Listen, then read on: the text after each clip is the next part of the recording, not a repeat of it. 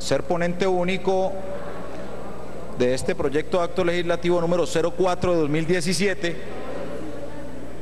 por medio del cual se dictan las disposiciones para asegurar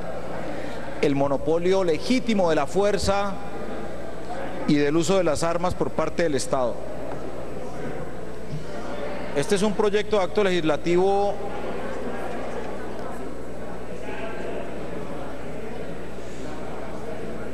compañeros, colabórennos con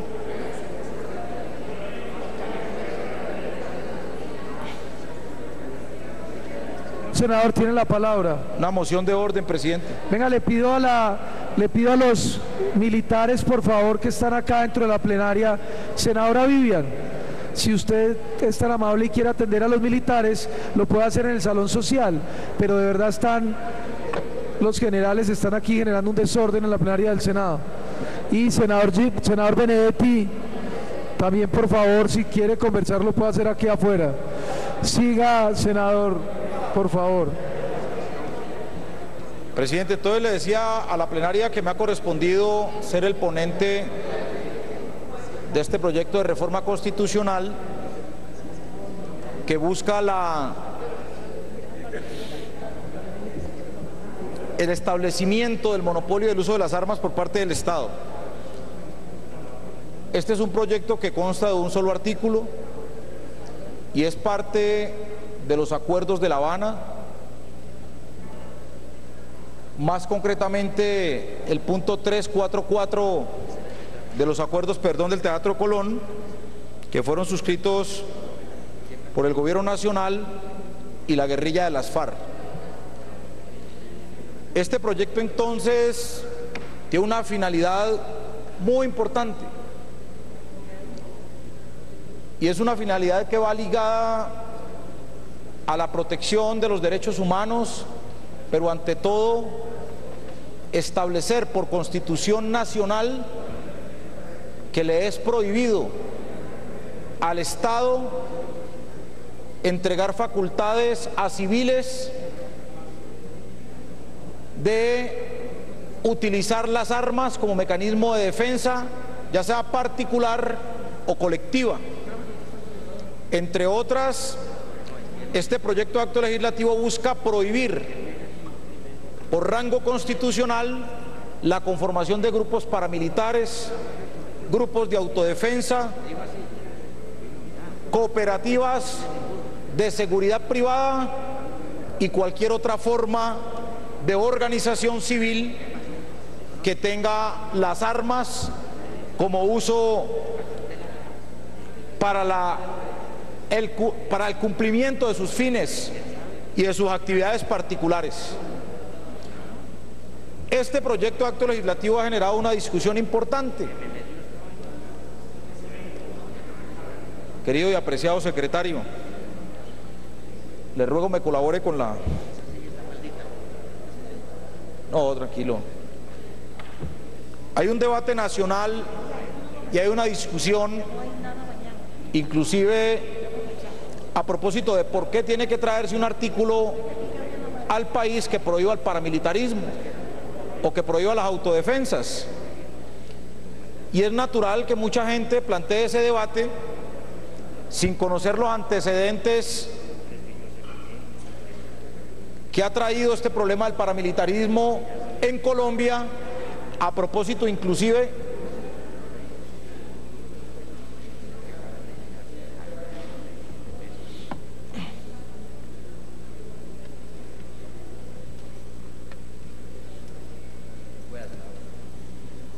la verdad es que a mí es muy difícil concentrarme y si tengo bulla por ahí. Entonces les decía que el debate se ha generado en torno a por qué prohibir el paramilitarismo vía Constitución, si de hecho se entiende que el paramilitarismo es prohibido, las autodefensas, y cómo les parece que no. En Colombia ha existido legislación y se han desarrollado actos administrativos que permitieron en su momento la creación de grupos de autodefensa, la creación de cooperativas de seguridad privada, y se conoció también algunas órdenes desde algunos militares y específicamente desde algunos batallones el financiamiento, pero también la dotación con armamento a civiles para la autodefensa o para la protección, ya sea de su patrimonio o la protección de la ciudadanía. He hecho un esfuerzo interesante en relación a este tema y hemos logrado compilar algunos ejemplos de cómo desde los años 60 se empezó desde el Estado a generar la posibilidad de que en Colombia existiesen estos grupos de autodefensas como organizaciones civiles armadas para defender el territorio, para defender la propiedad privada, y que posteriormente estas organizaciones se convirtieron en grupos paramilitares con todos los efectos y con todos los antecedentes que este país conoce. Y quiero entonces traer a colación las páginas 42 y 43 del documento Reflexiones del Sistema de Autodefensa de la Población Civil del Batallón de Artillería número 6 Tenerife de 1962, que decía este documento que buscaba organizar a la población civil en un área homogénea para que fuese capaz de neutralizar la acción de los violentos durante un tiempo limitado, mientras llegaba el ejército a relevarlos o protegerlos y a desarrollar acciones de protección de la comunidad. Ese mismo batallón en este documento determinó que el campesinado en forma conjunta se acostumbraba a defender sus vidas, honras, bienes, haciendas sistemáticamente, y que estaban convencidos de la necesidad de cooperar franca y sinceramente las gentes de bien, organizarse contra la delincuencia en los campos y donde fuese necesario. Y establecieron más adelante en el desarrollo de esta decisión que se tomó por parte de algunos batallones, como lo he dicho, un decreto presidencial de 1965 que estableció la obligación de cooperación de todas las personas naturales jurídicas en la defensa nacional y autorizó la entrega de armas de uso privativo de las fuerzas militares a civiles. Así que ya estoy hablando, honorables senadores, de dos hechos o dos actos administrativos, unos provenientes en 1962 de batallones del Ejército Nacional y otro acto administrativo, un decreto presidencial, el 3398 de 1965, que le permitía o casi que determinaba la obligación de todas las personas naturales de trabajar en la defensa nacional, y fue lo que se denominó en su momento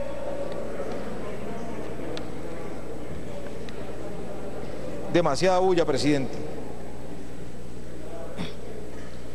Ya para 1969, después de este decreto, se desarrolló la creación de autodefensas definidas de la siguiente manera. Establecieron un reglamento contra guerrilla desde la dirección del Comando del Ejército Nacional. Y miren ustedes, senadores, ese reglamento que se creó a partir de este decreto presidencial de 1965. La Junta Autodefensa que se crea es una organización de tipo militar con personal civil seleccionado en la zona de combate,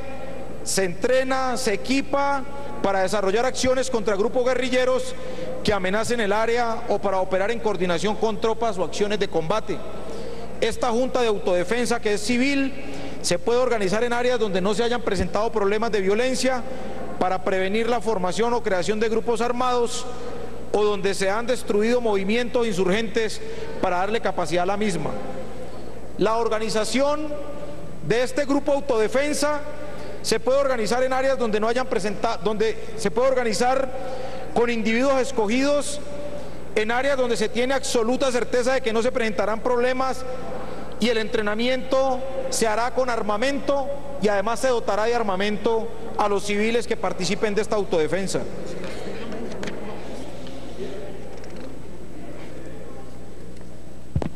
A finales de la década de los 70 ya tenemos dos hechos concretos. El decreto 3365, expedido por el presidente de la época, y la orientación y la decisión de un batallón del ejército que orientaba la creación de grupos de autodefensa, en donde el ejército mismo dotaba a los civiles de armamento y de entrenamiento para desarrollar este tipo de actividades. O sea que hay dos actos administrativos, y entonces lo que quiero establecer con esto es que efectivamente en Colombia hasta el día de hoy se es permitido conformar este tipo de grupos de autodefensa conformado por civiles para defender sus propiedades, sus bienes y todo su patrimonio como se quiere. En los años 70 y a comienzos de los 80 empezaron a hacer una irrupción de organizaciones civiles armadas que se denominaron en su momento los escopeteros, las autodefensas campesinas de Puerto Boyacá y una organización que fue muy conocida en este país que se denominó el MAS. Senador. Señor. Que el senador Ernesto Macías le quiere una interpelación por unas preguntas, o quiere al final o quiere de una vez. Sí, bueno, con mucho gusto. Ok. Para esa época entonces, para el inicio de los 80, se conformaron estos grupos a los que me he relacionado, los escopeteros, las autodefensas y el grupo denominado MAS, muerte a secuestradores, ¿cierto? Según la relación judicial, fue conformado por 223 industriales de todo el país que acordaron la formación de un grupo denominado MAS o muerte a secuestradores, con el objetivo que es la ejecución pública y sistemática de cualquiera que se vea envuelto en el atroz delito del secuestro. Conocimos también que a mediados de los 80 estos grupos de autodefensa dirigieron una operación militar en toda Colombia que llevó al exterminio de la Unión Patriótica. Más de 3.000 dirigentes políticos de esta organización política fue exterminado en nombre de estos famosos grupos que se crearon en su momento, siendo este uno de los hechos, diríamos nosotros, de mayor connotación que se haya presentado en la historia política de Colombia, de cómo se exterminó por completo un partido político, incluyendo senadores, representantes a la Cámara, concejales, diputados, alcaldes y militantes que vivieron este atroz, pues, delito que se cometió por parte de estos grupos de autodefensa. En los años 90 continuó esa definición desde el Estado de armar a grupos civiles para desarrollar mecanismos de autodefensa, y fue así como en el año de 1990, especialmente con el decreto 356 del 11 de febrero de 1994, se crea la Superintendencia de Seguridad y Vigilancia y expidió la resolución 368, esta superintendencia, en 1995, dando origen a las cooperativas de seguridad privada denominadas Convivir. Lo que he querido establecer en este recuento histórico de actos administrativos es que desde el mismo Estado se ha financiado, se ha facilitado, se ha entrenado y se ha dotado a civiles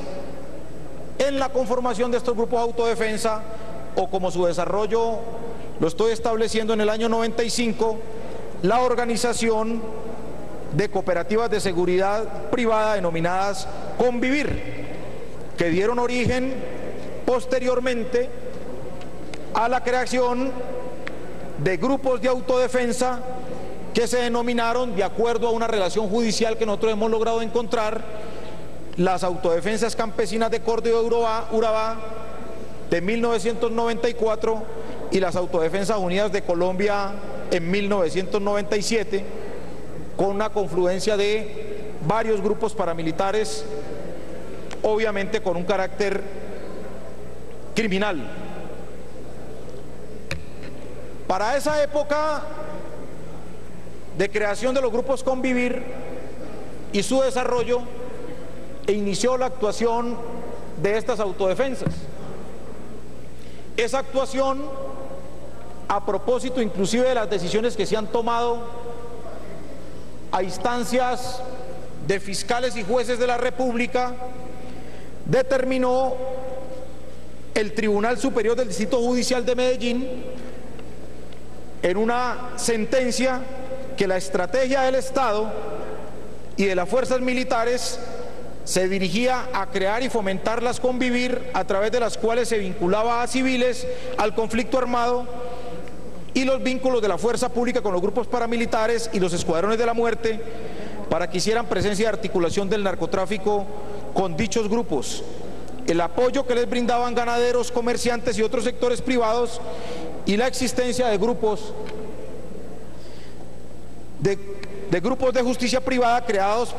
en estos departamentos, especialmente en el departamento de Córdoba, Magdalena Medio y la región de Urabá, donde actuaron, como lo ha establecido el Tribunal Superior del Distrito Judicial de Medellín. Estos hechos también han sido registrados por otros jueces de la República. El Tribunal Superior del Distrito Judicial de Medellín, en Sala de Justicia y Paz, en sentencia del 23 de abril de 2015, el magistrado ponente, el doctor Rubén Darío Pinilla, estableció lo siguiente en relación a la creación de cooperativas Convivir, y las definió de la siguiente manera. Dijo: las cooperativas Convivir marcaron un momento importante no solo en términos de seguridad, vigilancia y control social, sino de militarización de la sociedad en función de la lucha contra insurgente. Pues lo que normalmente hacían estos grupos era combinar la conformación de frentes de seguridad rural con acciones de tipo comando o sicarial contra blancos de sus ataques, dirigentes políticos de izquierda, sindicales, estudiantiles y demás sectores de la población civil. Y esto lo traje a propósito de un debate amplio que se generó en la Comisión Primera con algunos senadores que determinaban que no era cierto que política de Estado era la creación de las Convivir,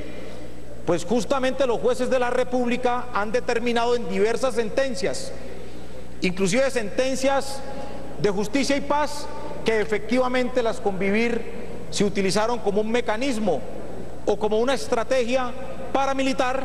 para asesinar dirigentes políticos, dirigentes sindicales, dirigentes estudiantiles, dirigentes sociales. Para nadie es un secreto la violencia que se dirigió contra organizaciones sindicales, mostrando un registro de más de 4.500 dirigentes sindicales asesinados en los últimos 20 años en Colombia, más de 6.000 atentados contra dirigentes sindicales, desapariciones y exilios de muchos dirigentes sindicales en el país. Pero esa operación también se dirigió se efectuó a dirigentes políticos, estudiantiles, dirigentes campesinos y organizaciones sociales, con un número indeterminado de víctimas que en esa política de expansión paramilitar generó esta gran tragedia humanitaria que se está denunciando. Quise traer también otro documento del Tribunal Superior del Distrito Judicial de Bogotá, de la Sala de Justicia y Paz, cuya magistrada ponente es la doctora Lester María González Romero, quien dijo lo siguiente en una de sus sentencias: las políticas expansionistas de estructuras paramilitares fueron coadyuvadas por miembros de gremios económicos, algunos ganaderos, agricultores en extensión y terratenientes. Y debo advertir que estoy leyendo textualmente una sentencia del Distrito Judicial de Bogotá. Autoridades civiles fueron involucradas también en estos hechos y políticas de todo orden. Funcionarios del Estado, incluyendo a miembros de la fuerza pública, quienes eran favorecidos con los despojos de tierras, la captación de dineros ilegales, en conductas practicadas por paramilitares. Senador, es que su exposición me ha parecido muy interesante seriamente, pero yo veo que la plenaria solo tiene unas preguntas, me han dicho varios compañeros, no sé si usted, porque le veo ahí bastantes slides, entonces, ¿por qué más bien no pasamos a las preguntas, senador? Usted las responde y procedemos a votar, si le parece bien. O si presidente, no, 5 minutos más. No tengo ningún, deme 5 minutos más, termino la presentación. Bueno, entonces 5 minutos más para el senador. Lo que quiero entonces establecer, y saliéndonos del marco de la ponencia, es la necesidad entonces que nosotros, vía Constitución Nacional, prohibamos la conformación de estos grupos armados civiles. Sendas sentencias de jueces de la República determinaron la vinculación, determinaron el financiamiento, la creación, la protección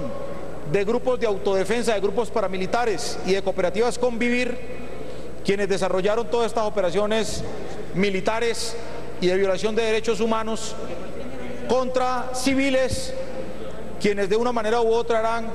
calificados o catalogados como miembros de la insurgencia, como comunistas, como contradictores del Estado o opositores al Estado. Y en ese sentido, el acuerdo que se celebra en el Teatro Colón busca finalmente que ese tipo de grupos o que ese tipo de organizaciones sean prohibidas de manera general desde la Constitución Política Colombiana. Yo insisto en que el debate se centra y se centró en la Comisión Primera, y es el debate nacional, en que no es necesario llevar a rango constitucional la prohibición del financiamiento o la creación de estos grupos o la participación en él. Pero hay demasiados elementos, demasiados hechos, sentencias, testimonios que demuestran de que efectivamente era una política de Estado el desarrollar este tipo de organizaciones civiles para armarlos, organizarlos y dirigir todas sus operaciones contra todos aquellos ciudadanos que se opusieran al Estado, contra todos aquellos ciudadanos que desarrollaran actividades civiles de protesta pacífica, que desarrollaran actividades en contra del Estado o que a juicio de estas organizaciones paramilitares de autodefensa o Convivir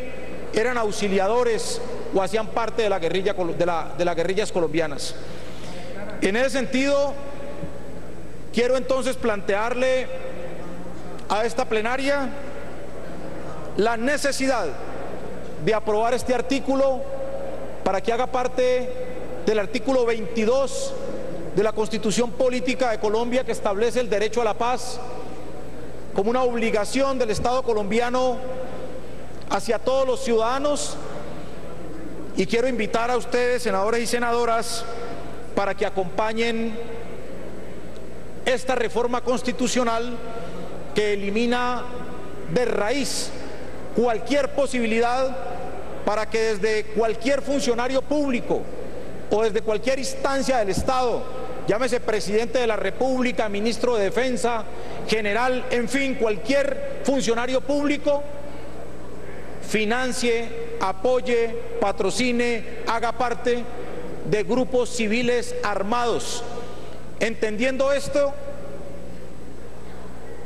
que el único llamado a tener el monopolio de las armas es el Estado, y como tal este artículo o esta reforma constitucional impediría esa posibilidad o esos antecedentes tan nefastos que ha vivido la historia de nuestro país. Es por eso entonces, honorables senadores y senadoras, que los invito a que acompañen esta ponencia votándola afirmativamente, no solo porque sea parte de los acuerdos del Teatro Colón entre el gobierno y las FARC, sino porque definitivamente es necesario eliminar cualquier posibilidad de creación o formación de estos grupos, ya sean de extrema izquierda o de extrema derecha, como tal. Eso también implica una serie de responsabilidades que posteriormente desarrollará una ley en el sentido de sancionar, no solo desde el punto de vista penal, sino disciplinaria y fiscalmente, a aquellos funcionarios que participen en la conformación, creación de este tipo de grupos de autodefensa, convivir o paramilitares, como aquí se ha mencionado. Muchas gracias, señor presidente. He terminado Pues la... le voy a pedir a unas preguntas que tienen algunos miembros del Centro Democrático. Yo creo que este es un proyecto bastante claro para todos. Prohibir el paramilitarismo es algo normal, pero le voy a dar la palabra